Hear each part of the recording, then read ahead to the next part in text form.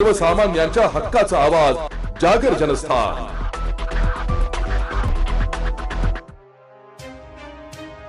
धुळे शहरातील डॉक्टर बाबासाहेब आंबेडकर वेदी महाविद्यालयाच्या सुवर्ण महोत्सवी वर्षानिमित्त आयोजित कार्यक्रमाला Republican party of India Athawale गटाचे सर्वेसर्वा तथा केंद्रीय राज्यमंत्री रामदास आठवले हे प्रमुख मान्यवर म्हणून उपस्थित राहिले।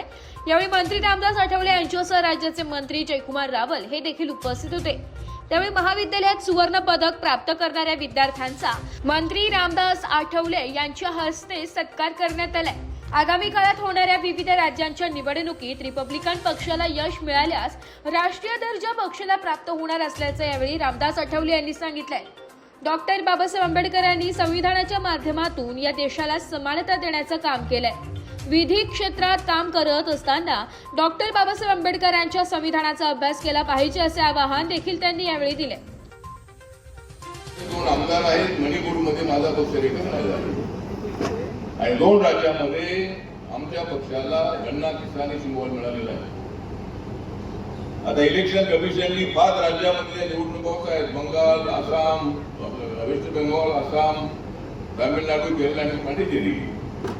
या ठिकाणी सुद्धा निवडणूक लढण्यासाठी किंवा लढायची असेल तर तुम्ही या सिंबॉलवर लढू शकता, म्हणून आम्हाला गन्ना किसानी सिंबॉल दिलेला आहे। आणि अजून 2 राज्यांमध्ये जर आपला पक्ष रिकग्नाइज झाला तर रिपब्लिकन पक्षाला नॅशनल पक्षाचा दर्जा मिळणार आहे।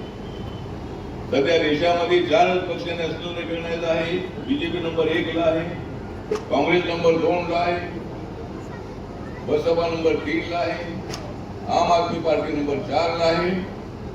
आणि पुढच्या 5 वर्षामध्ये 2 राज्यांमध्ये जर माझ्या पक्षाला 60% मते मिळाली तर आपला पक्ष जो आहे या राष्ट्रीय पक्षाच्या मान्यतेमध्ये आपल्या पक्षाचं नाव येणार आहे, 5व्या नंबरला आहे।